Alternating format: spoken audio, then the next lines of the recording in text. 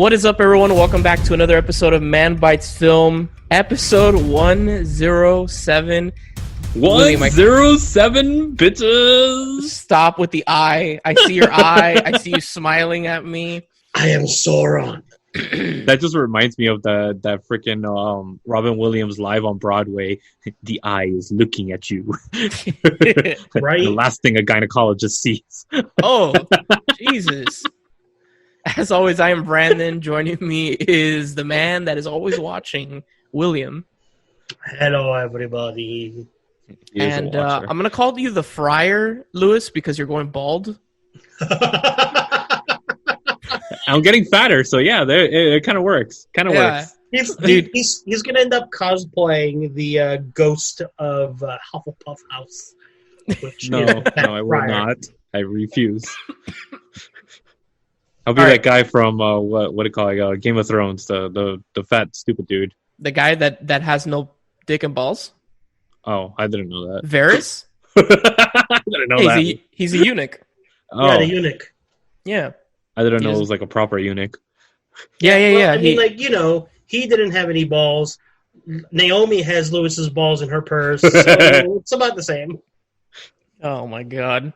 As always, we are a weekly movie podcast where this week we're talking about movie news. Yes. We have the movie bucket list, the main review, and at the end of the show, of course, we have our 3 individual reviews. So this week we're doing a little different because Zach is not able to come on.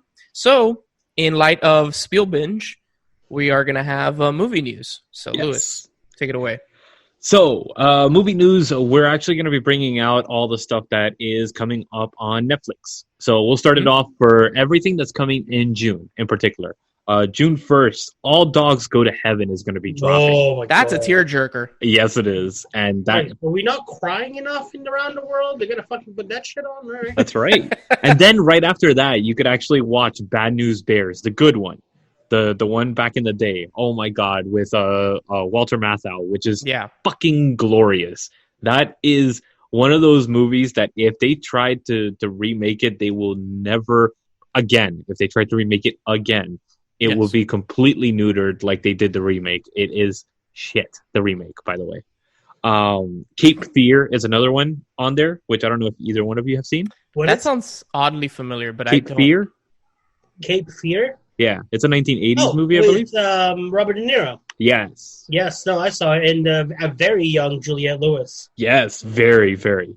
The next one that's coming out is the aforementioned a few episodes ago, Clueless.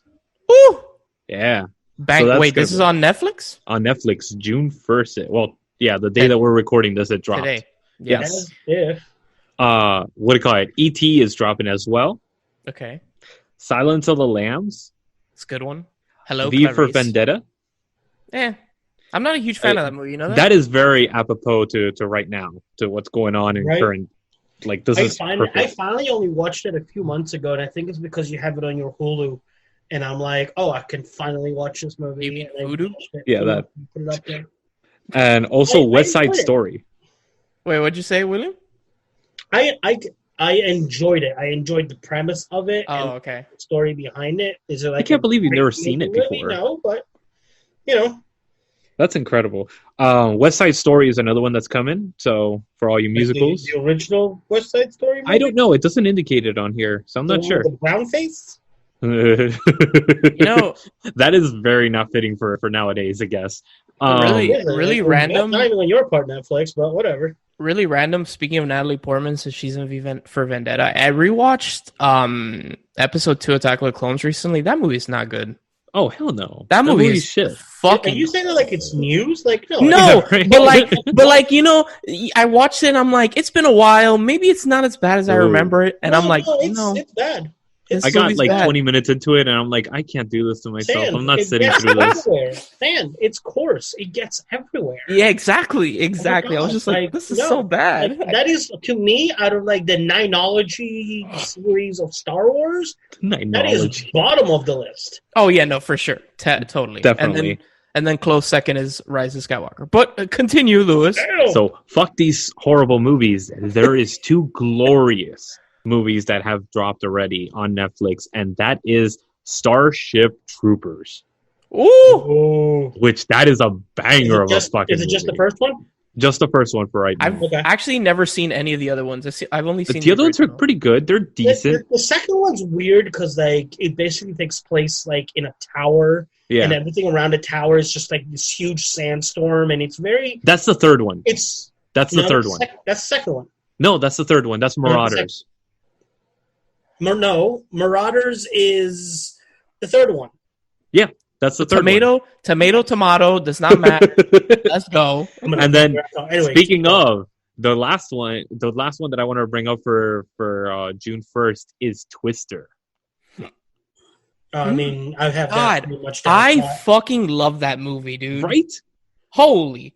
That Dude. one's right up there with Speed. It's one of those that you could just turn on and just enjoy that movie. You know what's funny? I love the sequence when Philip Seymour Hoffman. I was about to say. Yeah, I was like, sorry. When it's like towards like the middle of the movie when he's like, he says the Star Wars quote, "That's not a moon, it's a fucking space station." I'm just like, yes. I love Twister, even though I know it's not like correct in the sense of like tornadoes are not like that. Yeah. But, I mean, it's an action movie. Just let's leave it at that. Let's leave it as an action movie. I mean, Speed isn't accurate either, but you just turn your brain off and enjoy it. Let's tie ourselves to a pole in an F5 tornado, and we're Gucci. We'll survive. Yeah, you just be without any eyebrows, but sure. Without a head, probably. I swear to God, I hate my fucking upstairs neighbors, dude. I swear to fucking Christ. Yeah, they're fine. The next one is Lady Bird, which I don't know if either one of you enjoyed this, but it's a decent one. People enjoyed it. TV shows. I reviewed this movie. Yeah, it's all right. It was good. I enjoyed it. It's definitely like The noteworthy TV shows that are dropping this a month are 13 Reasons Why, which I didn't know there's a fourth season of this. So I'm going to watch it because I've seen every other season at this point. I'm like, might as well I didn't know there were 3 seasons. I know. I thought there was only one. So the show's based on a book, but the book only covers season 1. Yeah. And then that's why I didn't think anything of it. It's not good. Not good at all. The next one is all 3 seasons of Hannibal, which is fucking great. Yeah. By the way, going back to 13 Reasons Why, I think they took off the suicide scene. Oh, they did. They removed it, right? They removed it because that neuters the whole. A lot of anguish and a lot of I'm sorry, but if you're gonna get triggered by that, don't watch the goddamn thing. This is something that's important to show. It shows. That is the whole point of the goddamn show. It's a hardcore scene to watch, bro. It's really, really hard. But I can see where Lewis is coming from, and I can also see like it is. I don't think the suicide scene, encapsulates the meaning of the show. Netflix needs to do what Hulu is able to do now, which if you put there's like a parental setting where you can still watch shows like this, but it will edit triggering scenes. I did not know. Suicide, language, murder, like blood, shit like that. So Hulu does that? It edits out I believe it's Hulu. Yeah, it is Hulu because it's owned by Disney. Remember that? Oh yeah, so they're able to make something R more like PG-13. Interesting. Where they can. It's kind of like watching a rated R movie on basic TV. Cable. Yeah. Where it's like forget you hard. Yeah. I always loved that shit. I was like, I hated that shit so much. No. Okay, I hate it too. I was always like, dude, just bleep out the word. Why are you putting some weird forget you thing? No. The worst thing that people did on TV for movies was fucking pan and scan. The hell's that? It's where they literally because it's widescreen, they zoom into one part of it and they move the screen to display the whole scenario. What the fuck? So it's not like a pan on the film. They're literally moving the screen so you could see everything. It's called pan and scan. That sounds horrible. It is horrible, especially when you're watching classics like fucking Kubrick and shit like that they build their scenes around how they set up the camera, and it's just an atrocity. But the last TV shows that I want to bring up is Queer Eye, which is a fucking glorious TV show. That is a show. That show is incredible. Season 5 is dropping on there on the 5th of June, so the day that this drops, or the day after this drops. And Patriot Act is coming back with Volume 6, which is fucking great too. So moving on to Amazon Prime. Oh, Dirty Dancing. We're going to be here for a while. No, there's not that much. Okay. Dirty Dancing, 1987. Okay. How to Train Your Dragon, the first one. That's a banger? Yes, it is. That is a very good movie. Kingpin? Which is fucking great movie. It's that bowling movie with Woody Harrelson. Yes. I didn't. Okay. Oh, yeah. This is really good. The Natural, 1984 movie. Okay. The L Word, the original one. Okay. Which I don't know if you ever saw that show. I've heard of the show, of course, but it's I've never seen it. Really fucking good. That was Isn't that where Adam Driver started? No. I'm thinking, what show was that on HBO, dude, where Adam Driver was on it? No idea. Shit. Okay, I'll figure that out while you're talking. June 7th, Equilibrium, which is a fucking banger of a movie, is dropping on Amazon Prime. June 12th, Child's Play, the new one. And you know what I'm thinking? Oh, wait, Knives Out is coming out on what? June 12th. On Hulu? Amazon Prime. Oh, on Amazon Prime. Okay. I was thinking of the show Girls. Oh, I never saw that. That's the one that Adam Driver was on. So June 18th, the movie that Brandon and I really enjoyed, Crawl. It's the attack of the giant crocodile. That one's coming out on June 18th. Look, people, which is fucking great. It was watch fun. that movie. Turn your brain off. Turn your brain off. And realize that movie does not take place. They say it takes place in Miami. That's it does not. Horseshit. It's really funny. Yeah, just watch it. It really is. It's like almost. It's a B movie trying to be an A movie. That's what it is. June 30th, The Gallows Act 2. It's a 2019 movie, which is fucking good. And Where the Wild Things Are dropping on Amazon Prime. And I've never seen that movie. On my list. It's good. It's a decent movie. I enjoyed it. That's the one based on the kids' book, right? Yep. Kids. Okay. So that's it. There's nothing else. That's it. Told you. I'll keep it quick and concise. Oh man, yeah. My world right now has just consisted of really shitty reality TV with my girlfriend.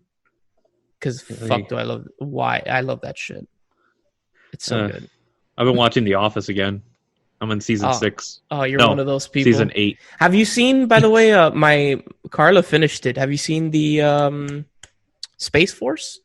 No, not yet. I haven't watched it yet. On Netflix? Oh my god, as I'm watching it, I'm like, what is this? But I can't stop watching it. Getting better and better.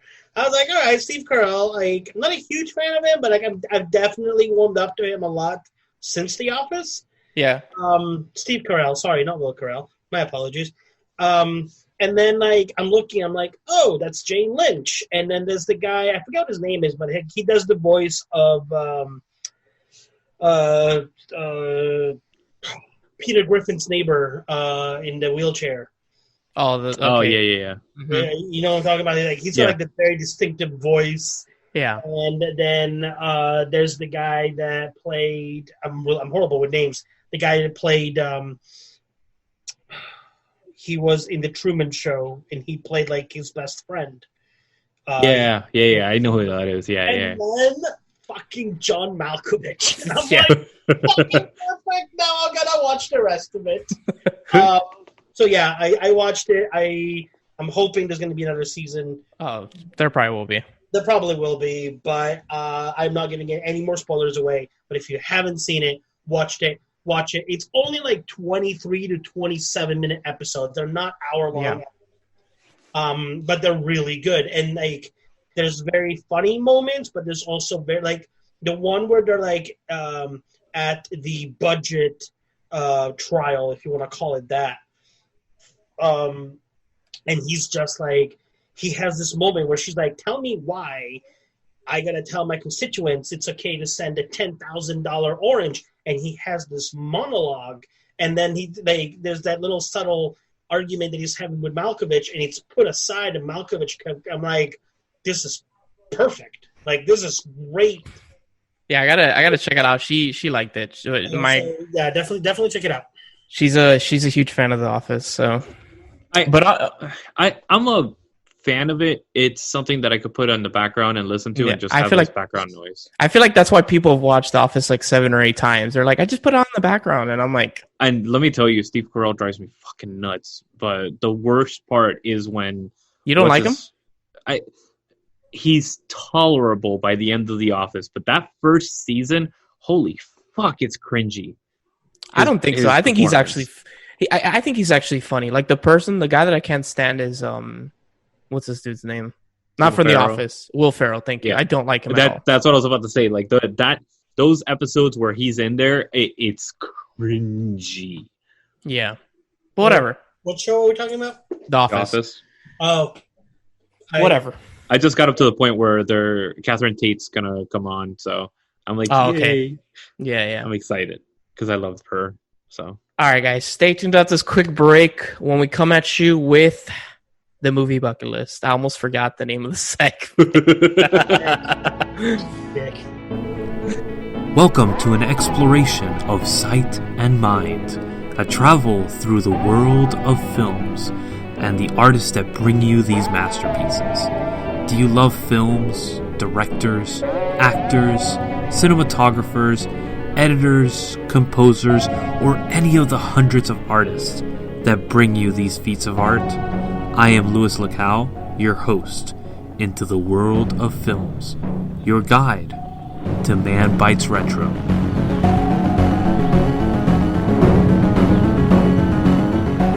All right, guys, welcome back for the movie bucket list. Remember, this is going to be a little bit different for a bit. It's a TV show bucket list. Yeah, TV show bucket list. Sorry, I should rename the segment then. TV bucket list. So all three of us are bringing one show until I guess we get bored of this segment, and then we go back to being normal. Yes. So, Lewis, go first. I have a glorious pick. This is one of those that made a generation, and that is the X-Files. This was the classic show about not only government conspiracy theories, but it brought alien, back to the forefront. It brought alien life and alien abductions and all these stories that sparked back in the 70s and 80s, and it took it to like a whole other level, to a point where now we have conventions that are just around aliens, that are just around things like that, and it is one of the best shows I've ever seen. Not THEDA, best. It also gave us one of the best theme songs. Yes. Oh my god, I had that theme song for my mom for the longest time. And just it's Scully and Mulder, like, even coming back with that reunion season that they did, it was fucking great with Annabelle Gesh and everybody else. The Smoking Man, one of the greatest villains of all time. How do you feel? How do you feel when who is it that leaves the show? Both Scully and Mulder both leave. They both leave? Yeah, they're both gone for the last 2 seasons. Oh shit! It's what's his name from Terminator 2 comes in. Yeah. And Mr. Annabelle Liquid Gesh. Man. Yeah. Which it is really good. I still enjoy it with them gone and everything. Mostly because of the guy that plays Skinner's character. Which, dude, they are the nicest people, by the way. All of them. They're really, really nice people. I've had an opportunity to get their autographs on everybody, including like the conspiracy theory group, the Lone Gunmans.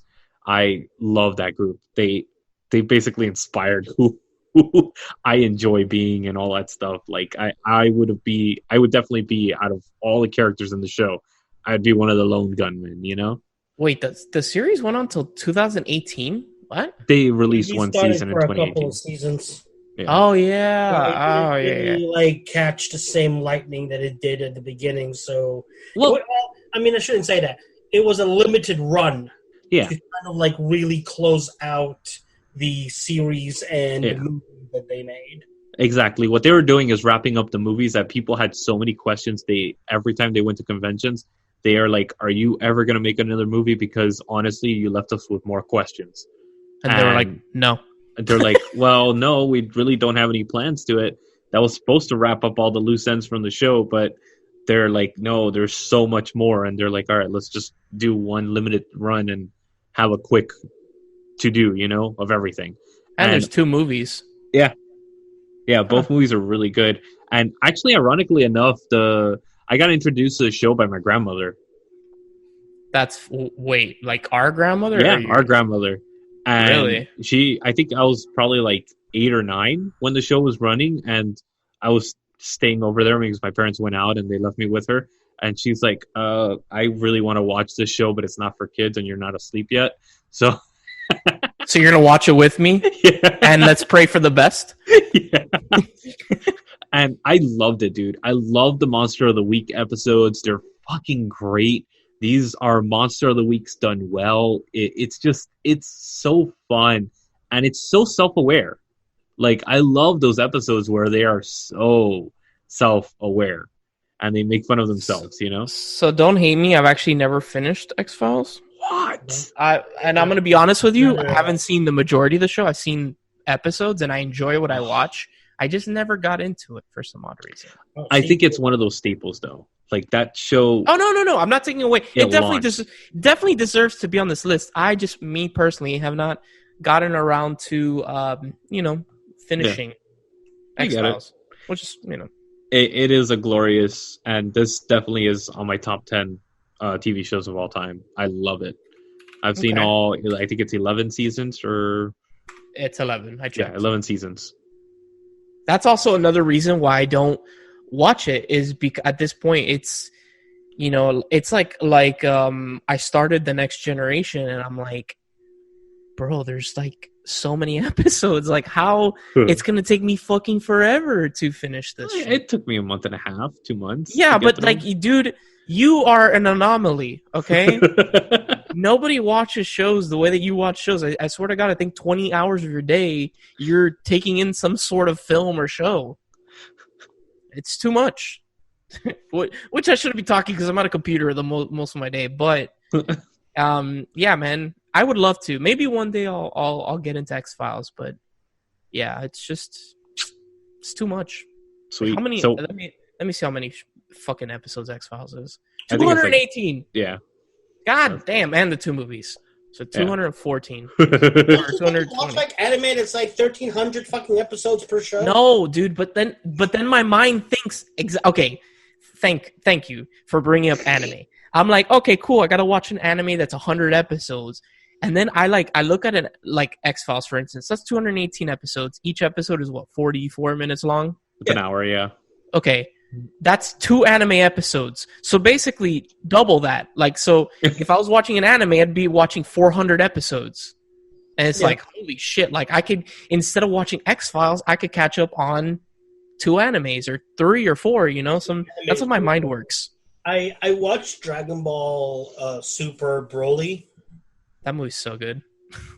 I don't know if I lost my love for Dragon Ball, but I was like... It's different.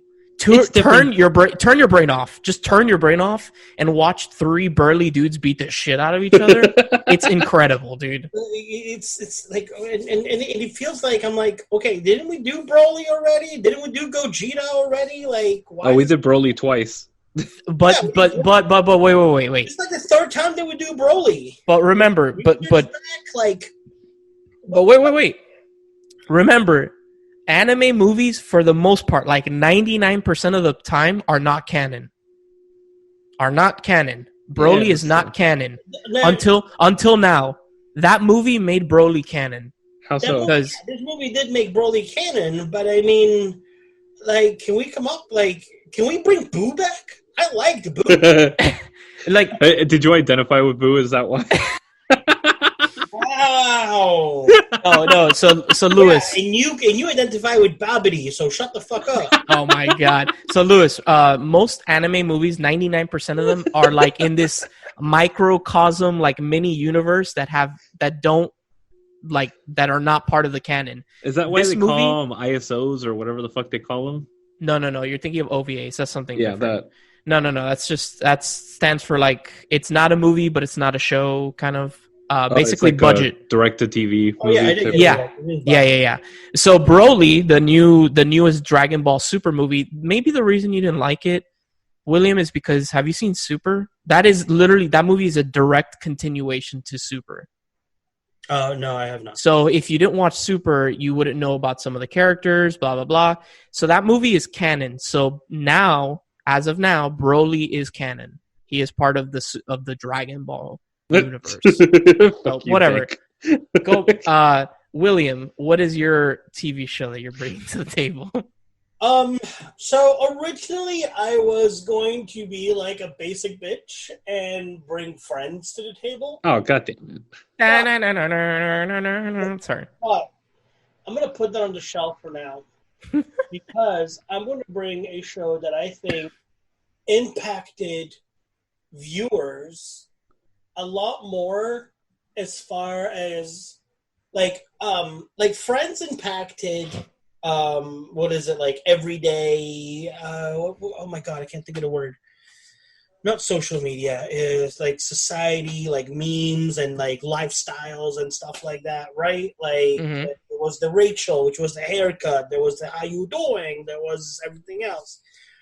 The show I'm bringing to the table brought like reality of like the real America. This was back in the 90s. Right. And with everything going on right now, it kind of like it still applies. And it was obviously a comedy. And it starred Jaleel White as Urkel. Oh boy! Oh, okay. And I'm talking. I'm talking about Family Matters. I'm not a huge fan of this show. I will say that there are obviously many other African American based shows that precede Family Matters. Which were impactful, like Sanford and Son, like Sanford and Sons, the Jeffersons, the Jeffersons, Family Matters, Family Matters. That's the one he's talking about. Oh, yep. The Cosby Show. Oh no! Cosby not anymore. Shows. Not anymore, dude. Well, you have to remember, too soon. Too soon. Between the art and the artist. Yeah. You know what I mean? Like, but, I never liked that show, though. I never liked that show. I want to put Family Matters on this because the other shows, most of the other shows, not really including the Cosbys, but all the other shows that we really named were adult comedy shows. They were later at night. They were prime time. They were not directed to a younger generation. Family Matters was directly directed at a younger generation. Agreed. At teens, at early 20s, at maybe even preteens that watched it and sat and watched it. And it literally threw in their face the reality of being black in America. Oh, and also, not taking away anything, Fresh Prince of Bel-Air. That, I think, is more... I love some of the speeches that they put in there. But the thing is... and that's a role model show. Fresh Prince did have their moments, but it was more comedy, and also because maybe they were, at a higher, they were rich, they had money. Whereas Family Matters was your literally blue collared American, African American. I believe it was in Chicago. I low key think. I'm sorry. Go ahead, Brandon. I low key think the reason I don't enjoy Family Matters that much is because of Urkel. I just don't like that character. I feel like Urkel was definitely the comedy. Oh, for sure. Into a show that could have very easily been just a drama. As far, because you get those reality, like in your face, like I call them in your face episodes where being black in America is a crime. where there's a store that gets burnt down because, it's all goes back to the fact that they are African American, or in some case they had Asian friends, or, being segregated or being overlooked because of the color of your skin. And like I said, this was geared towards teens, so it was. Whereas the other shows definitely broke ground and were brought, but it was brought to an adult audience. This was, we're going to show the teens of America and the young teens of America, or the young adults of America, that something that can identify with them, that it's not just shows their parents are watching, but it's something that they may be going through every single day of their lives, and that they're not the only ones. This was like if you want to put it in certain terms, the original We Stand Together. It's not just you, it's everybody that this happens. So this is an ongoing thing to where it's becoming being put on video and depicting like, hey, this could literally happen to you. And it's that. I'm sorry, go ahead. I think also like the fact that this pushed that envelope of, on TV shows, you never really had nerds that were African American. Mm-hmm. And I think this allowed that to be a norm. This tackled the fact that this was pre all this movement that nerds are cool. So this was way before that. And this tackled the fact that not only white people are nerds, that also African Americans can be nerds. Because the tropes of African Americans before this show were always, they were basketball players, they're athletes, or they were thugs. And this broke that mold. This gave us an intelligent, young, intelligent character that was a nerd, that was African American. And I think that's a huge bounds and leaps that it deserves 100% credit for. And then he gets like, what is it, fucking like changed into that really hot dude himself? Stefan. Yeah, Stefan. And I will say that I wasn't a big fan of the Stefan arc, because it made me feel, let alone people that, it was like, if you want to get the girl, you got to change who you are. Yeah. You can't, if you're the nerdy kid in school, you'll never get the girl that you've crushed on. You have to look like the hot guy in order for her to pay attention to you, which in the end, she does end up with Steve and not Stefan. But I also think of the fact that maybe it also opens the eyes of the people that are watching and saying, hey, you know what? This guy might look nerdy and might look all like, dorky as fuck, but also underneath there's going to be a lot more.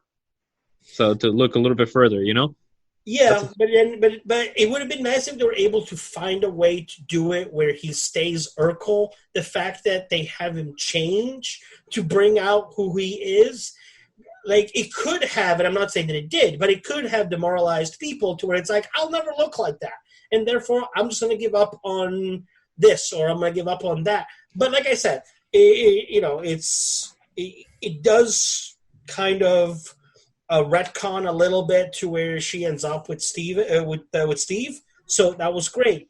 But the reason why I believe this show belongs on there, and are for all the reasons that I just said, and especially with the fact that 30 years later, we're still going through it. Look what's happening to the world right now. The world is burning. The world is being brought down because these inequalities are still happening 2 generations later, and people have had enough of it. So, could we unfortunately call this a timeless show? Unfortunately, it is, because it still stands true to this day. Not that the others don't, but this is like, again, it's the age range of the kids in the show that is affecting the generation mostly. The kids are taking the streets now and are saying enough is enough. So I believe. My vote is yes on Family Matters. Maybe if it's like on a list of like 50 shows, I would say probably 35 to 40 range. But it's definitely on there to where it opens up eyes to... I agree with you 100%. I definitely think that this does deserve to be on a top 50. Where I would put it, I don't know, honestly. I can't tell you that. But it definitely deserves to be on there because of the fact that it did break that stereotype even a little bit. It's enough to give leeway to the generation that we have now that we can have these type of discussions, honestly. Yeah. Branden, what you got? I think I brought this up the other day, but it's a show that I absolutely love. I watched it a lot when I would stay home from school. Jerry Springer. I did watch. I watched a lot of Jerry Springer, Maury, and the Cooking Channel. What was that? Are you bringing The Price is Right? No, dude. No. The Price is Right. I would watch this a lot on the Sci-Fi Channel. Oh yes, and that is Quantum Leap. Yes. Oh yeah. Iggy. I absolutely adore the show. Quantum Leap, I think, is crazy for the time. Like, it's basically a man that from the future, Sam, and he is basically jumping from person to person in the past and changing something in their life for the better because his future is completely fucked. But he doesn't know when he's going back home. Yeah, because they can't figure that out. They can't figure that out. And he has one friend, and that's, what is it, Al? Right, yeah. Al? Which is this hologram that only he can see. Yep. And basically... Isn't it Iggy?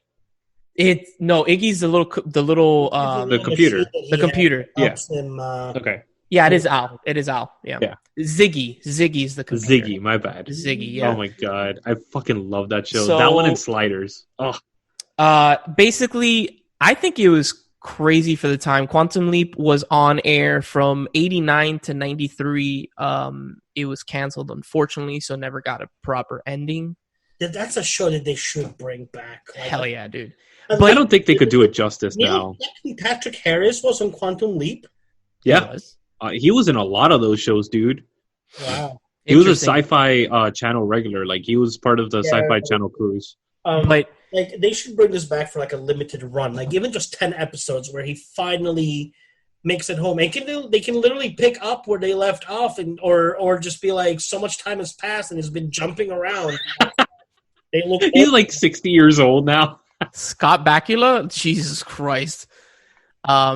Is it the guy that plays Al even alive? Is he? Yeah, he is. Oh, okay, I've seen him at conventions. Okay. So I think this show is crazy, dude, because like he jumps not only to men, but he'll jump into a woman's body. I remember there's one episode where he jumps into the body of someone that is mentally handicapped. Yeah. There's one where I think he does he ever jump into the body of a black person? Yes, he does. In the middle of the civil rights movement. That's insane, dude. For like, yeah, that's crazy, dude. Like, it's just crazy stuff like that. Like, I remember there's an episode where he's a nom. I remember there's one that he's facing off against Hitler at one point. Like, they do some weird shit that pops up in that. They really do, but also I feel like the show, when it has those little subtle things like Lewis was saying, like jumping into the body of a black man during the civil rights movement. Like, that's, and it's done tastefully. Yeah, it's done tastefully. There's episodes where he jumps into the I remember there's one where he jumps into the body of a woman that's being abused. Yep. Like physically abused. It tackles a lot of interesting shit. Wow. It really does. Rockwell has been in movies since 1945. Holy shit. Jesus. So it's just, I think it's a really smart and tasteful science fiction show. I agree. And it's a lot of fun. It's constantly, you're on the edge of your seat. You want to see him fix whatever he needs to fix, but also you're excited to see where he jumps into next. And you're also, hoping is the next leap the leap home. Yeah. Which, unfortunately, I don't think you ever get that. Unfortunately. But I don't know if I would put this on the top 50, though. Not for me. I'm not saying top 50. I think that I love the show, and I think a part of it is nostalgia because I as a child watched this a lot. I even own, I think, the first 2 seasons on DVD. Yeah, so do I. Like, I really like this show. Like, really, really like this show. But are there better sci-fi shows? For sure. I really like this one, and Which one do you enjoy more, Sliders or Quantum Leap? They both came out around the same time. I've actually barely ever seen Sliders, so I'm not going to even answer that question. Yes, I liked Sliders until it started going a little off the chain or off the rails, where they brought in his brother and like a lot of the main original cast started leaving, so it was just like. And then I don't think that it actually ever ended, because I think it got canceled before they closed it out. But I was definitely a big Sliders fan. I definitely enjoyed it.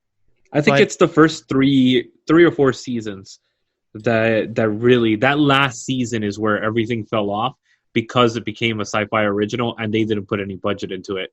So you lost John Rhys Davis because he went off to do Lord of the Rings. Right, he's Gimli. He's Gimli. Yeah, he went off to do Lord of the Rings. That's why he wasn't in the last season of the show. But what was the last season? 2000. Last season was 2000. I just checked. February. The last episode was February 4th, 2000 of First Sliders. Oh, okay. But yeah, going back to Quantum Leap, I just think it's a smart show, and it tackled a lot of issues that other sci-fi shows just didn't tackle. Agreed. And I think that Scott Bakula and what's the guy that plays Al? Dean Stockwell. That is such a superhero name. Scott Bakula? Yeah. Yeah, it is. There's a black exploitation joke in there somewhere, but I'm not going to do it. Jeez, don't do it. But yeah, it's just, I love it. Unfortunately, I don't think it's streaming anywhere. Where's the clicking? Oh, supposedly, according to Google, it's free on NBC. Oh, but you have to have a subscription. That's NBC's subscription only. NBC has a subscription service? Yeah. NBC, ABC, they all have that. Wait. I'm on the NBC thing right now. Let's see. Interesting. Oh, come on. Now you're taking forever to load? Wait, no. It's playing. You don't need a subscription service. It just has ads like Hulu. Oh, really? But you can watch it. This is the first episode. Can you watch like other? Yes, you can. You can watch all 5 seasons are on NBC.com for free. That's weird. They don't even have it on this thing. It just has ads like Hulu. So yeah. If you've never seen it, I would recommend it. Where would I put Quantum Leap on the top 100? I put 60, 50 to 60s, I think. Okay. I think it's a good show. It's a good sci-fi show. Sweet. Yeah. Awesome. I might actually go watch the first episode, because I don't think I've ever seen the first episode, dude. I remember. It's dated. It's very dated now. No. It's weird. I remember buying because of course I saw it on TV, so it's like I just caught it whatever episode was on TV, so I wasn't watching it in order. And I bought the first season. I was like, okay, I've never seen the first episode, and then I watch it, and like he doesn't even know he's jumping. Yeah, he doesn't remember who he is. And then it caught me. I was like, what the fuck is happening? And then eventually he Al tells him like, yo, you're from the future. Like, so it looks like that the first 5 episodes. So sorry.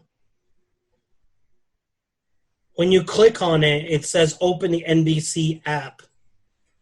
I'm literally on NBC.com/Quantum Leap, and I can see all. That's weird. Maybe it's different because it's on the phone. I'm not on the laptop. But anyway. Maybe. But anyways. Okay, so stay tuned after this quick break when we come at you with the main review of our show live. Uncut Gems. As the songs of awakening rang through, the world was created. The silence was broken.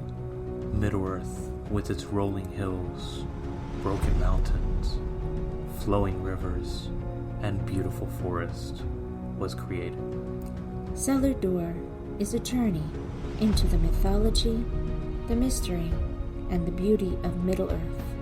Sit back, close your eyes and imagine.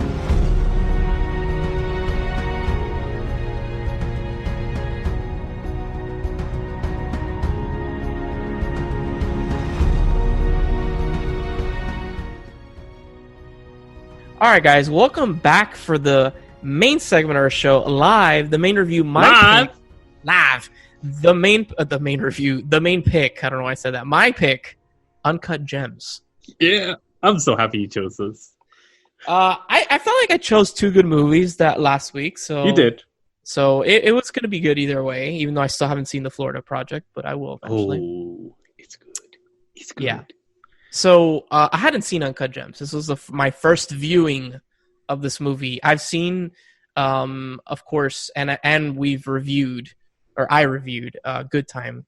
Yes. So I think Uncut Gems, it makes you. What's glorious about this movie is that it makes you feel uneasy the whole fucking time. It white knuckles the whole goddamn time, and you're like, "Oh my god, is this guy gonna get away with this?" And Adam Sandler deserves a fucking Oscar nomination, at least a nomination. That was the weirdest part of the movie. Seeing him act, like actually act, was so weird, but in a good way. It reminded me of Punch Drunk Love. He pulls off that like scummy Jewish like a fucking gem dealer. It's just like he nails it to a T, dude. He really does. Let's boilerplate this thing real quick. Okay, so Uncut Gems stars, of course, Adam Sandler as the main character. What is his name again? I forget. Howard. Yeah. He is a gem dealer, seller, whatever. He owns like a gem shop in New York City. But my man is in a lot of debt. He has a gambling problem. A little bit. And he owes this loan shark, is it $100,000? I think it was 100,000. Something like that. A large sum of money. A large sum of money, and he continuously is putting it off, and the loan sharks are coming, and they're fucking, telling him to pay up, and he's like, wait. And then basically he comes across this black opal that was brought from Ethiopia. And he decides to sell it to what's this basketball player's name? The NBA player. Kevin Garnett, the Celtics player. And it goes from there, basically. I don't know what else more to say without. Which, by the way, the Celtics suck. Celtics. Yeah, Celtics, sorry. The Celtics. I mean, who's your team? Mine? I like the Suns, but that's just mine. Fuck you. When's the last time they won a championship? It's been a minute. No, seriously. Nah, dude. We all know. An hour. It hasn't been a minute. It's been an hour. Dude. Since the Suns won one. Wait. The Lakers doing it. We all know that the best NBA team is the Denver Nuggets. Okay? Brendan, mute yourself and let the adults talk. All right, so I completely agree with you, Lewis. This is white knuckle. The entire movie, I felt uneasy, nervous. This man does a phenomenal job of that. Like the Safdie brothers, man. Dude, that scene where they're actually inside the diamond shop and there's like 8 or 9 people in the shop, that is ridiculous what they did. They actually recorded a bunch of tracks, where you feel super uneasy because you hear all these voices that are off on the different parts of the scene.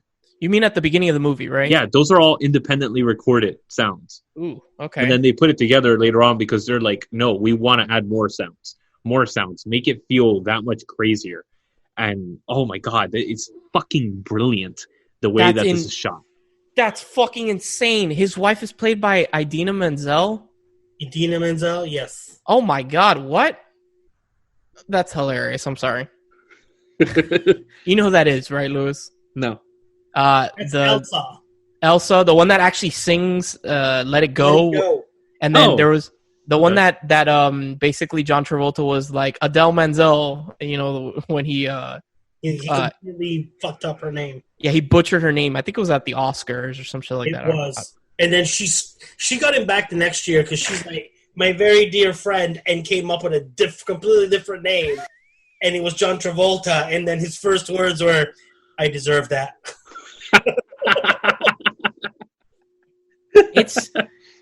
Dude, one thing I got to bring up, man, and I think I brought it up when I reviewed Good Time. Dude, the music is so good. Yeah.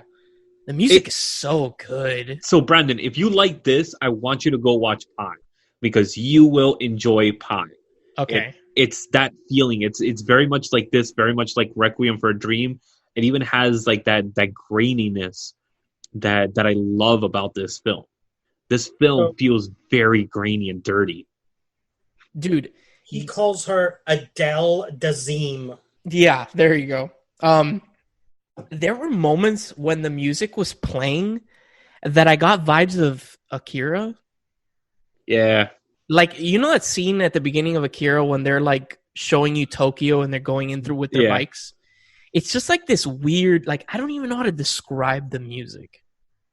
It's just, it fits Uncut Gems so well. It really does. So well, dude. William, what are your thoughts? Because you've been really quiet. Okay. I did not like it. This is a 2. I'm kidding. I hated this movie. I'm giving it a 9. Yes. Fuck you guys. Oh, and no, I was also the reason why I was lost in thought. I was Googling what she called him back, and she called him Glum Glazingo. Glum Glazingo. When they presented the winner for Best Original Song the following year, and then he's like, "Yeah, I deserve that." Uncut Gems. I went into it expecting something along the lines of Punch Drunk Love and Spanglish type of Adam Sandler. You know, obviously not the Happy Gilmore, Billy Madison, Grown Ups kind of Adam Sandler.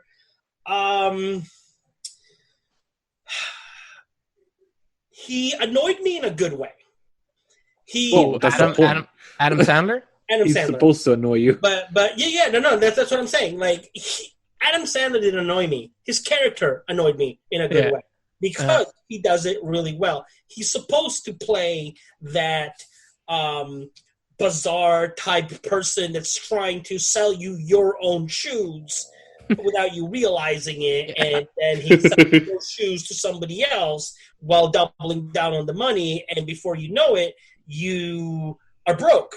And he's rich, which is great. And he's like, trying to he's literally wheeling and dealing and trying to get out of the mess that he puts himself under, and the life that he leads also behind his wife's back and everything.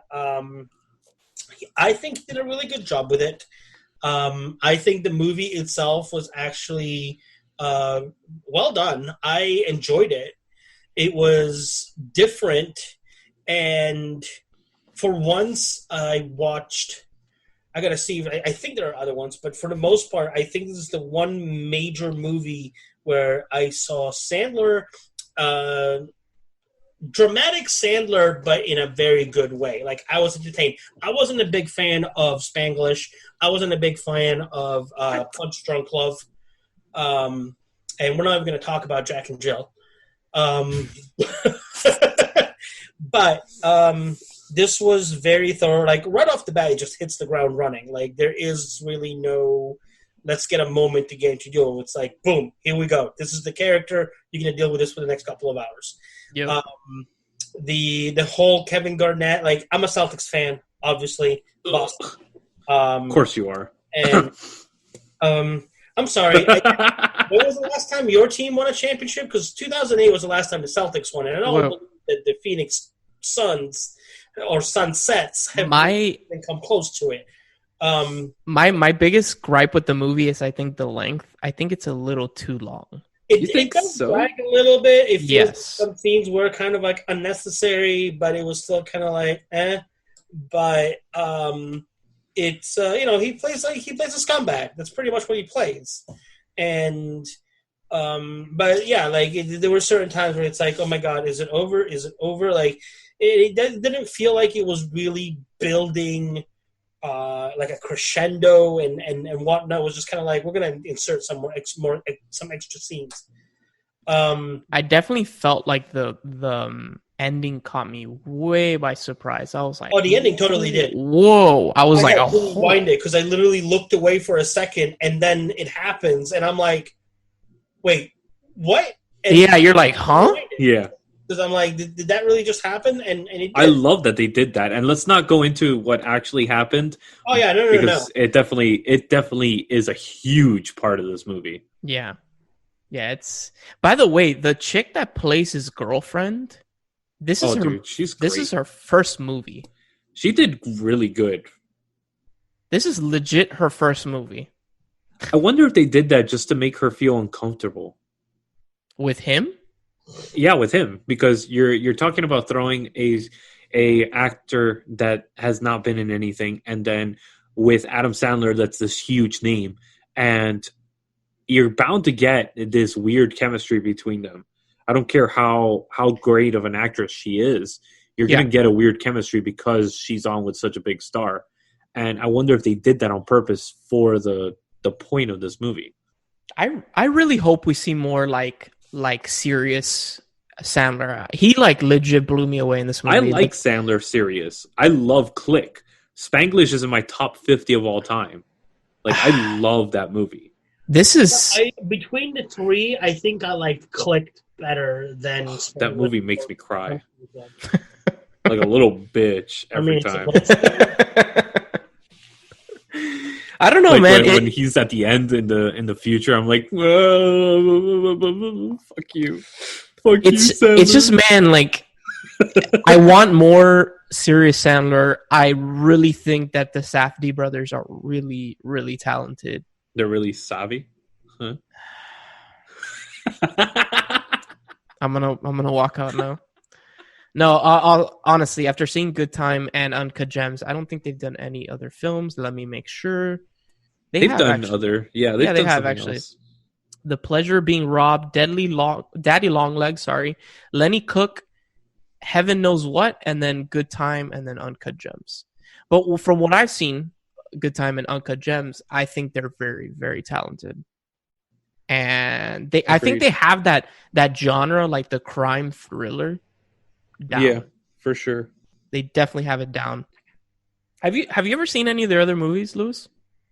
Just the what do you call it? Good Time. That's it. Did you like Good Time? Yes, a lot.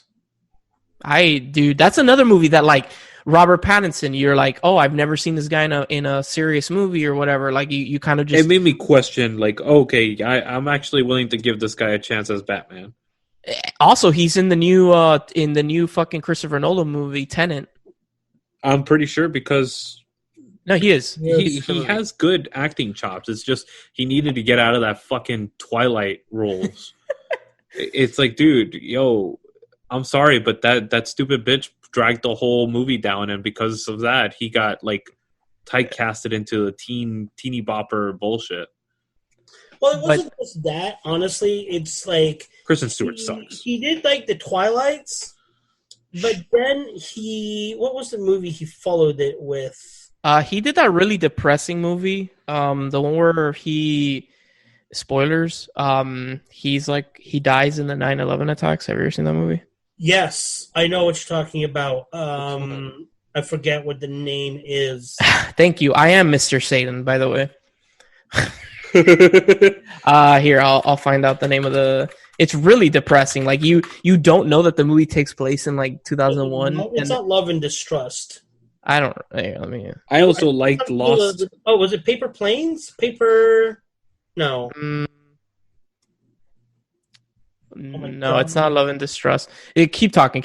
I'll figure it out. But like there was a couple of other movies that he did that really were not like I would say like got him out of that spot. So he kind of like dug his grave a little bit, and then he's finally pulling himself out to where he's starting to be recognized as a legitimate actor with because like how he portrayed Edward at the time, when he was in Potter, the one movie he did with Potter is my boy. Sorry, was like the most happy, lighthearted role that he had taken at that time. Other than that, all his other roles were just kind of like flatlined, one-liner, like one, you know what I mean? Like they didn't have much depth to it.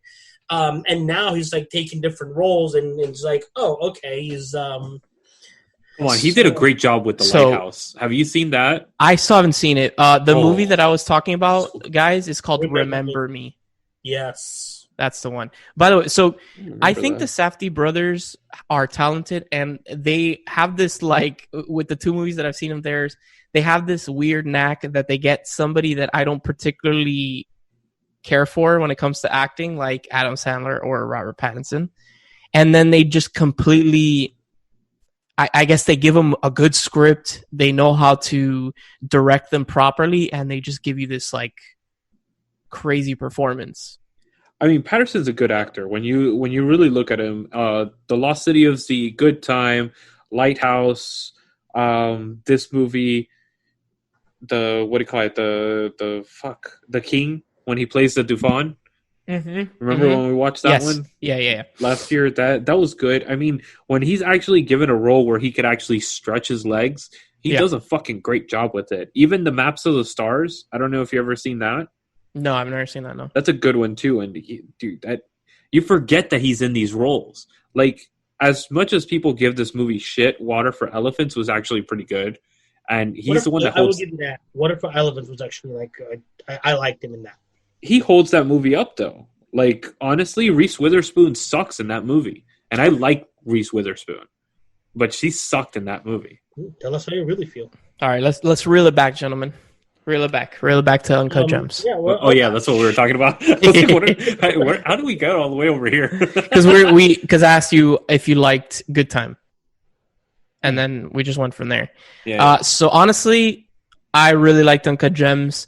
My gripe with it is it is a bit long at moments, and I feel like the beginning of the movie is a little confusing to me personally when they're setting up like the whole like plot.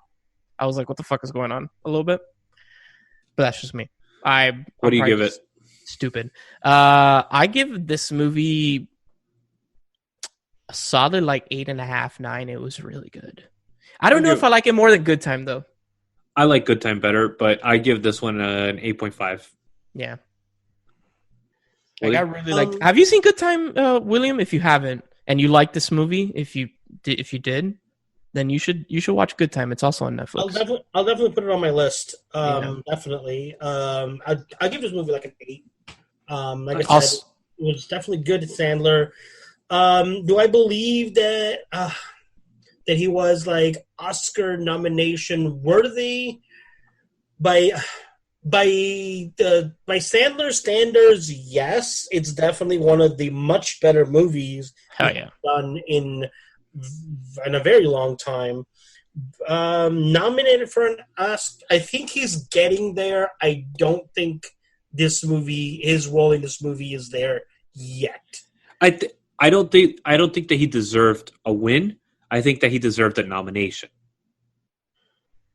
I don't think that he deserved to win it, but I definitely think that he should have been recognized that this was one of the top performances. They didn't even nominate him? They didn't nom him.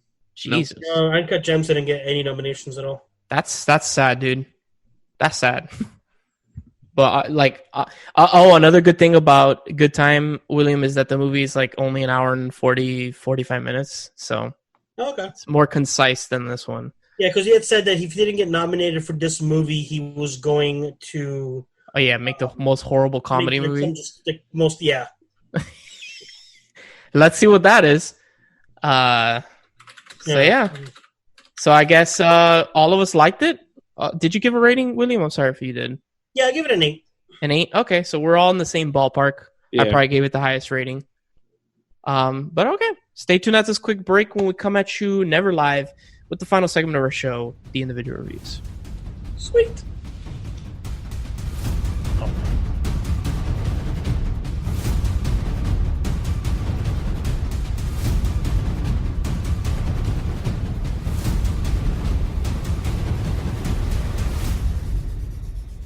All right, guys, welcome back for the final segment of our show, the individual reviews. I'm going to be going first this week.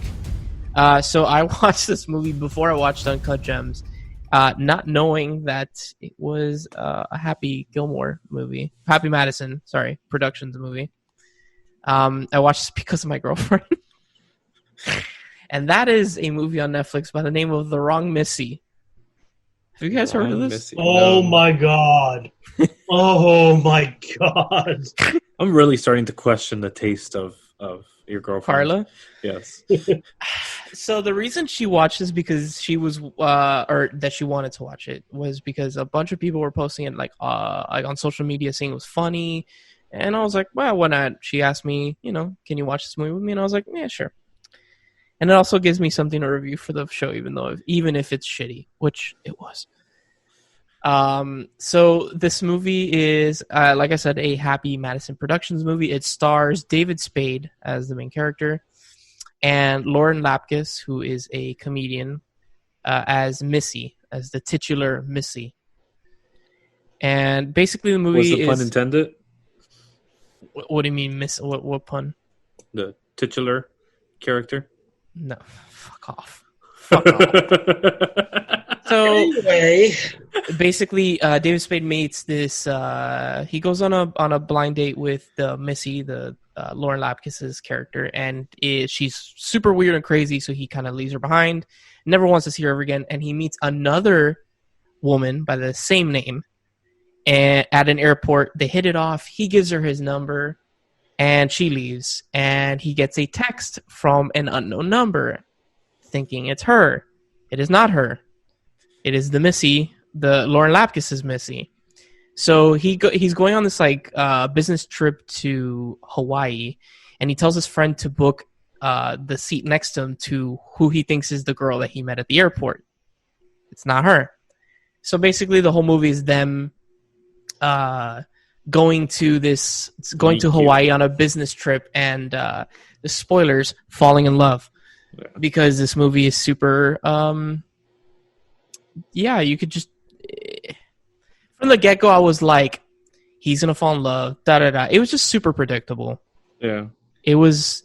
I will say this: the movie has its moments where it's funny. It's definitely funny. So it's the movies that Adam Sandler was threatening to do if he didn't get a nomination for Uncut Gems. Yeah, it has David Spade, Rob Schneider. What's the other guy? The guy that has that he's cross-eyed? Yeah. I forgot his name, but yeah, I know what you're talking about. It's a couple of the homies from there, and what happened? No, it's one of those things like that. You realize you've been saying something wrong pretty much your entire life, and then you're told otherwise, and when you go to look at it, you realize that you've been saying it wrong for 20-something plus years. So I've been saying it's hard as hell for ever in a day, right? When something's really tough, you say it's hard as hell. Mm-hmm. Do you know that it's actually supposed to be it's hard as hail? No, I didn't. Hail, like the thing that comes from the sky. No, I didn't know that actually. Oh, I thought it was like Hail Satan, but okay. Why does your mind go there, dude? Whatever. Going back to The Wrong Missy, it is kind of funny. It's raunchy because it's it's rated R. So, but it's just it feels like a bad Adam Sandler movie, dude. It's not. It doesn't do anything for you. No, it is funny. It has its moments where I'll admit it. I was laughing and having a good time. But if you really look deep into the movie, it's not a good movie. It's super predictable. It's just his comedy, Adam Sandler's comedy, I could count with my hand how many comedies are actually good, and they were all at the beginning of his career.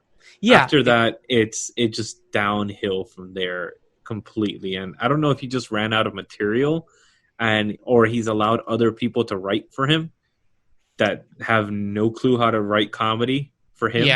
Yeah. It just feels forced, all his movies, and I wouldn't doubt that this isn't no different. It is forced. I'll say this. I've seen her before, Lauren Lapkus. She's funny, man. She's pretty funny. And David Spade is enjoyable too. He looks so weird in this movie. He looks like he's wearing a fucking wig, and they even talk about it. Honestly, I'd give the movie a 6. Okay. It was fine. It wasn't anything. It's not a horrible movie. It's just there are definitely better comedies out there, and it feels like a subpar Happy Madison Productions film. So, okay. Yeah. So I recently brought up the pop culture because William, talked about it on our 100th episode, and I found an alternative to pop culture and prop culture. Sorry. Did you move on from Branden's? Yes. Did you have something to say, William? Well, I mean, sorry. I was going to give my opinion and my thoughts, but I mean, no. Oh, I didn't know you watched it. Yeah, no, I did. Yeah. Go ahead, William. Go ahead. My bad.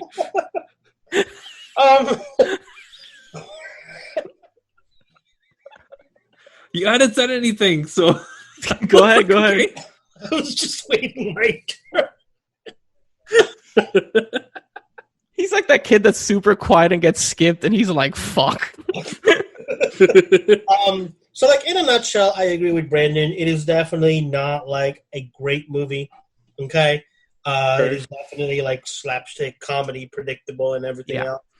I will say one thing about these Happy Madison productions is that Adam Sandler, one of the reasons why I keep watching him and kind of supporting him is because if I ever make it like Sandler, even just like behind the camera, I'm going to be like Sandler. And this is what I mean.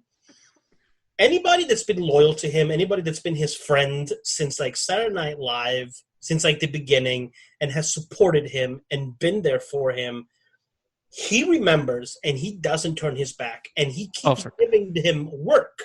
Which even if these movies are like slapstick, stupid comedies that are like, I guess it's direct to streaming now. It's no longer direct to video.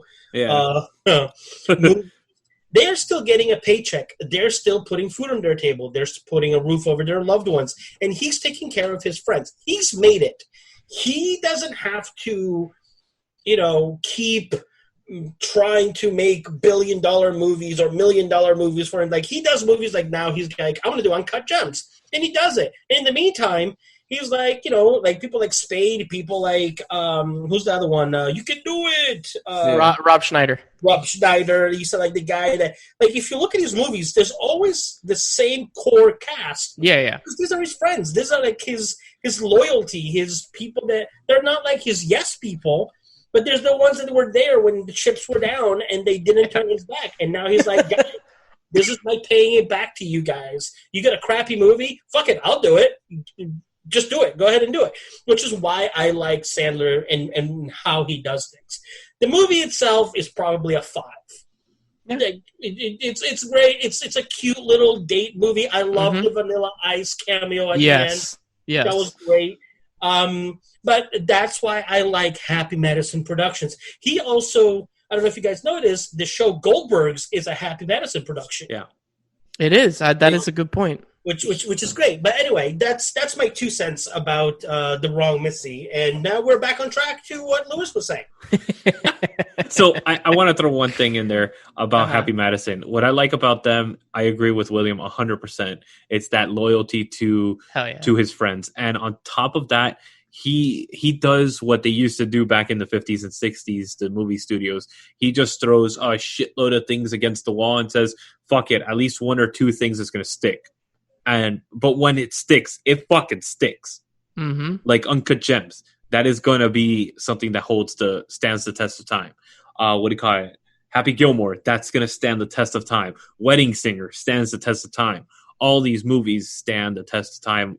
And granted, he does a lot of shit, but also at the same time, he does a lot of good. So, yeah, as much shit that we give him. So the show that I want to bring up, it's kind of like a limited run thing. And like I was talking before about prop culture, this is the dark version of that. This is a limited series on Shudder that actually brings up The Exorcist, Poltergeist, The Omen, The Crow, and the Twilight Zone movie that we just talked about a couple episodes ago. I've been wanting to watch this show. It is fucking great. It's called Cursed Films. Nice. And I saw this when they were allowing the preview to South by Southwest on Amazon Prime like 2 or 3 months ago. Okay. And I was like, holy shit, the first 2 episodes were fucking great. And I was like, I am sold. I want to watch more of this. And they cover all like the curses and the reason that these movies might have been cursed or why they were cursed and the conspiracies behind it. But they tackle it through not only the filmmaker's point of view, the people that they're able to bring in, but also like actual quote unquote Satanist and people that kind of they could kind of basically say, no, you guys are full of shit. And they basically call out people saying, no, you guys are full of shit. If this was actually a cursed movie, then you wouldn't have gotten into production. Like they've done with Don Quixote, that the set literally burns down before they could even film. And that movie is a cursed film. These movies... For the record, I have not seen this. That's why I'm quiet. So when we're done, we can move on. But it was really cool because like movies like the Poltergeist and The Exorcist, there's so many different like little nuances that happened around the set, and this docuseries follows it, and they talk about all the things that happened on the sets of these movies that you could consider being cursed. But the way they tackle this and the way that they bring it up, it is very legit. It's done for laughs. Some of it, it is comedic. It's not like this stuffy, like, oh my god, dread and fire and brimstone are coming down on anybody involved in this movie. No, they kind of play it for laughs, and they bring in this Satanist to kind of say, basically, you guys are full of shit. It's basically that one scene where he goes, no, you guys are just full of shit. Damn. And it's fucking great. And it's only some movies that he comes up, and it's so fun. So how is it? One movie per episode? Or? Yes. Okay. Yes. And they try to bring on like cast members that have survived, and you know, the one that honestly like freaked me the fuck out was the Poltergeist one, where they're talking about the skeletons that were real in the pool. They were talking about the little real? Yeah, they were saying that they brought them in from India and shit like that. Jesus Christ. So those were actually human skeletons. That's terrifying, dude. And the little kid with the famous the clown scene where the clown is choking the kid. Yes. The mechanism around that thing actually got stuck, so it actually was choking the kid. Oh my god, that's terrifying, dude. And like the little girl got some type of I forgot what type of disease she got, and ended up passing away like literally I think in the second Poltergeist or something. Yeah, I'll tell you second right or third Poltergeist. But yeah, she passed away. The kid passed away from something weird too. Like everybody has died from the major cast of that in like weird, unusual ways. So that's the one that I was like, oh, well then, don't fuck with the ghosts. But yeah, it's really cool. And they go into the one that honestly was kind of lackluster was The Crow, which we brought up. The reason I started watching this actually was on Movie Mainline. We were talking about what do you call it? Oh my god, Branden Lee films. Mm-hmm. And it came up, The Crow, obviously, because, you know, it's Branden Lee. I mean, that was how he ended his career. So, and it's so lackluster, the episode on The Crow. Mm-hmm. It felt like they didn't have enough material for the episode, so they kind of just went around in circles on it. But all the other ones are really, really good. So don't watch The Crow first. Watch the other ones. I would recommend starting with Poltergeist. It was the most interesting for me. And then The Omen was the most interesting as well. Those two were like, wow, this is awesome. How long are the episodes? Like 40 30 minutes. 30 minutes? Okay. Yeah, 30, 40 minutes. There's not like a set thing. But also, since we're on Shudder, well, before I move on, Cursed Films, I give it about an 8 out of 10 overall. And since we're on Shudder, Joe Bob Briggs did a commentary on Cannibal Holocaust. Yes, guys. he did. Yes, he did. And just so you guys don't have to rewatch the thing, he actually split the audio so you could listen to just his audio track, not I have to watch the whole damn movie. I actually, so I follow him on Twitter, and I knew about that because he posted about it, and I might watch that because I'd like to hear his commentary. I don't care to see the movie. Yeah, you already saw it. Yeah, and I don't want to put myself through that shit again. Yeah. But I would love to hear what he has to say about it. I'm gonna watch it now. I just resubscribed to Shudder, so I'm like, yay. Oh, you just recently got it back? Okay. Yeah. So I'm like going through all Shudder films now. I'm like, yes. Started watching all the Hammer movies from the 1950s and 60s, and I'm like, oh, it's like a little kid again. I'm like, oh, yay. My childhood is back. I remember that movie. Idiot. All right, William, take it away, but what's round us out? Rounding us out, I am going with a I guess the biopic, because it is pretty true to what everything that happened back then. It came out in 2005, starring Emil Hirsch, Heath Ledger, Stacy Peralta, Tony Alva, A Knight's Tale. No, I'm kidding. Nikki Reed, Tony Hawk, Joel McHale, Tony Hawk, Mitch Hedberg, America Ferrara, Rebecca De Mornay. Read out the entire cast list. Thank you very much. Pretty much. I mean, Fulton, like Aiden Hansen, who played Fulton in the Mighty Ducks in this movie. And this is kind of like the rise of the skateboarding back in the 1970s, and it's streaming on Amazon, and it's Lords of Dogtown. Oh, I didn't know Heath Ledger was in this. Yeah, he plays Chip. He plays the guy that organizes the team. Oh, fuck, that's right. Right? Holy like, he's not recognizable until the very end when his hair's in a ponytail and he's like doing like the last surfboard, and that's when you recognize Heath Ledger. Otherwise, I didn't recognize him. I barely recognized Johnny Knoxville. Yeah, seriously. That movie does. It does. Tony Hawk is only like more of a cameo, but he plays like an astronaut. He's on there for like 2 seconds. Mitch Hedberg's the same.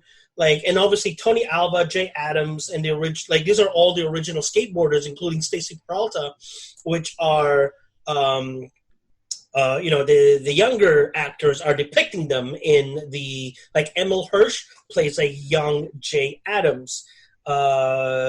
John Robinson plays a young Stacy Peralta, and Victor Rasuk plays a young Tony Alva, which they were like the original, like, skateboarding up until that point was just like on flat surfaces, and you did like some few tricks here and there, you did handstands, but it was nowhere near what it is now. And it was actually Jay Adams that is seen as the godfather, or like the spark that started this movement of half pipes, or it's this group of kids that during the drought of 70, I forget what year it is, I do apologize. Oh, the pools. That's why they started doing the pools. Yeah.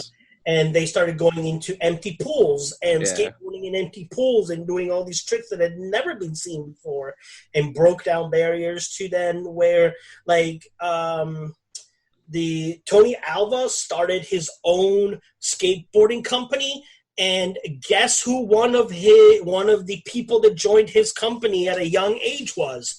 Tony Hawk. Huh.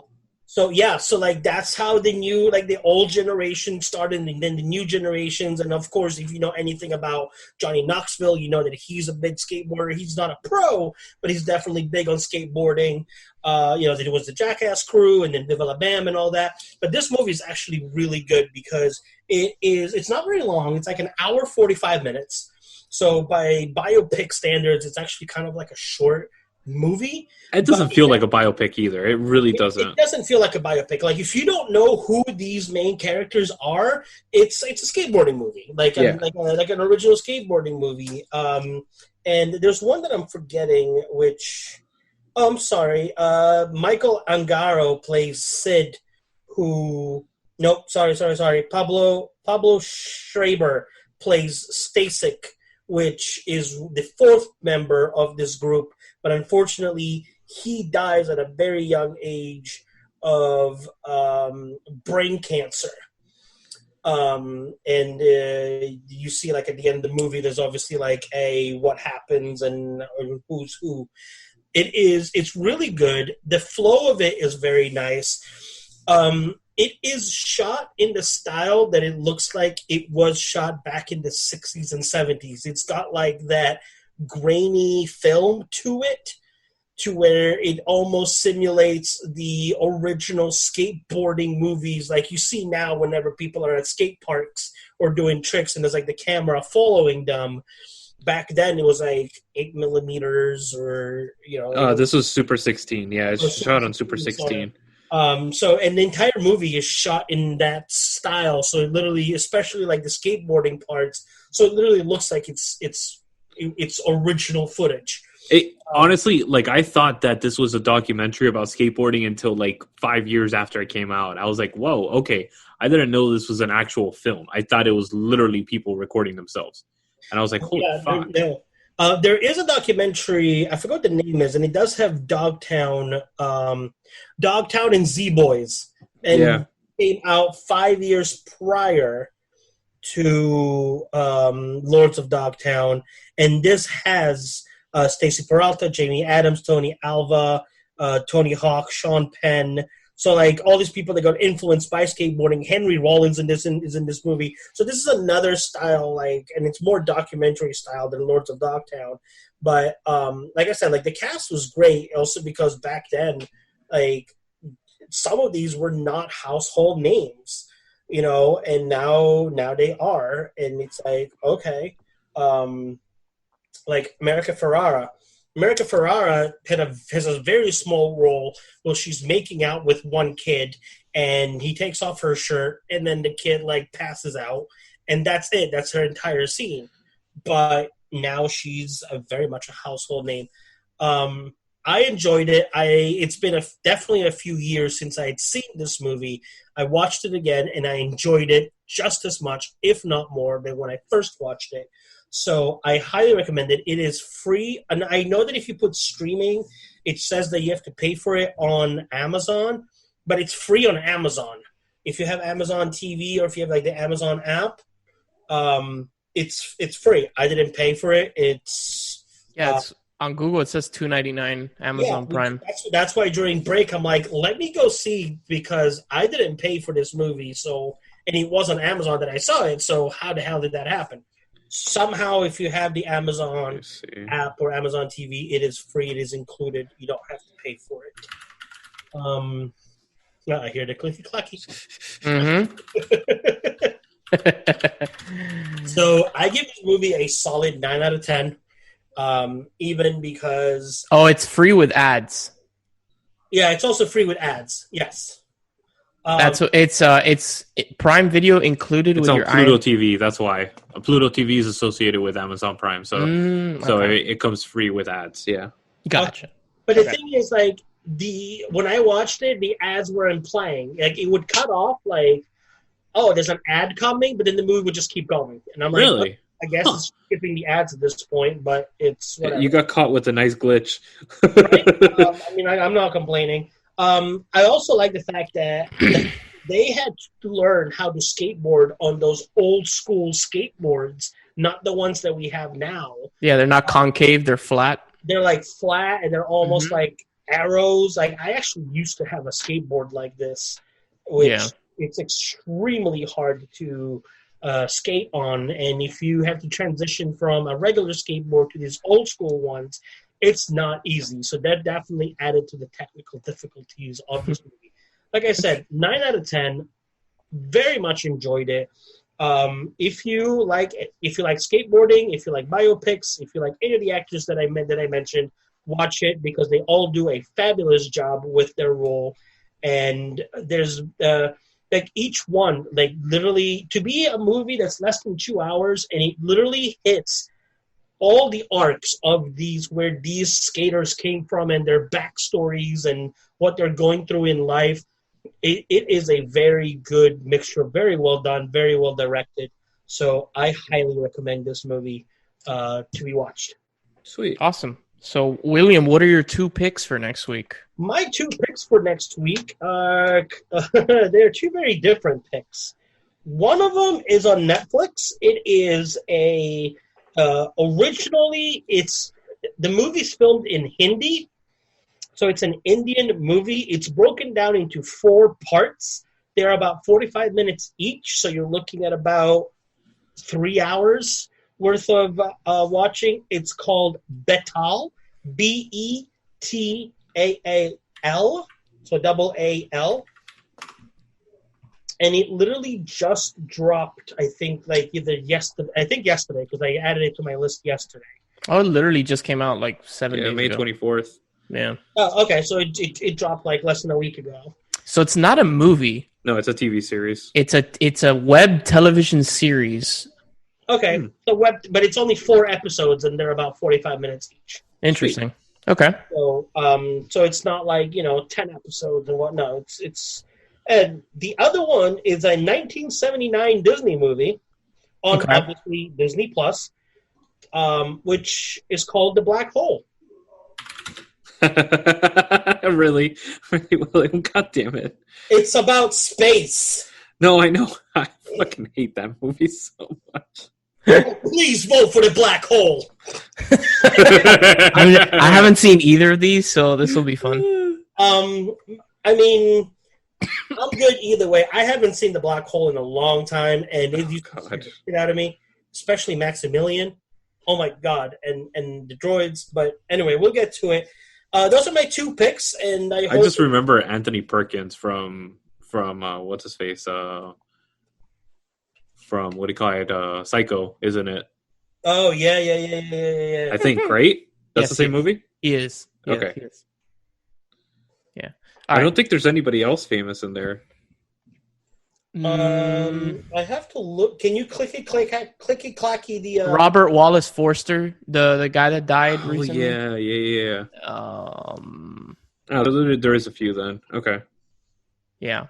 All right, guys. So vote between Betal and The Black Hole for next week's episode. Betal. As always, if you enjoyed our show, go and subscribe, listen to Lewis's other show, Movie Mainline. Our show's better, though. Kidding. Really is not. With all the boys, you'll probably get more concise, smart movie talk on that show than here. This show's more about just eating shit with friends and talking, basically. And as always, go over to manbitesfilm.com, our sister site, diversitygeek.org, and of course, our brother from another mother, John, over at YouTube at Narcotic Casserole. Thank you, Lewis. Thank you, Brandon. Thank you, William. Thank you. As always, I am Branden, and we'll see you guys on the next episode of Man Bites Film. Cue the motherfucking drums.